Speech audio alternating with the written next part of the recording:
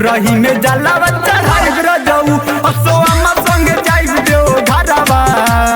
शिवजी पे जलावा चढ़ाई रजऊ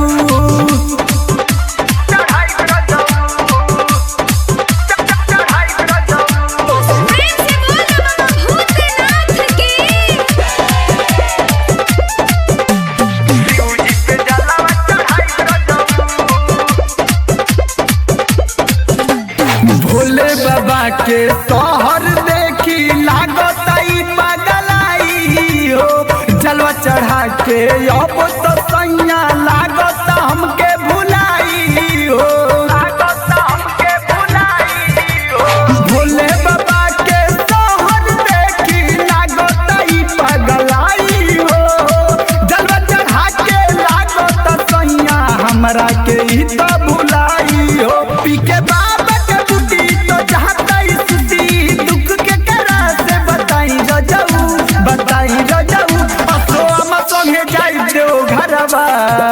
भोरही में जलावा चढ़ाई रजऊ असोमा संगे जाइब देओ घरवा शिवजी पे जलावा चढ़ाई रजऊ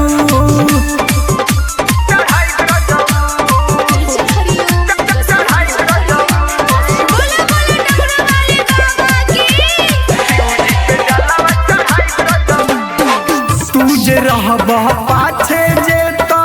नाही जलवा चढ़ी हो गंगा जलवा हो जाई भारी शिवजी पे नाही चढ़ी हो तुझे रहबा पाछे चढ़ी नाही जलवा चढ़ी हो गंगा जलवा हो जाई भारी नाही शिवजी पे चढ़ी हो सुननी वाली गाड़ी चाहतावे खाली तो बात सब का के बताई रजऊ असोमा संगे जाई देओ घरवा भोरही में जलावा चढ़ाई रजऊ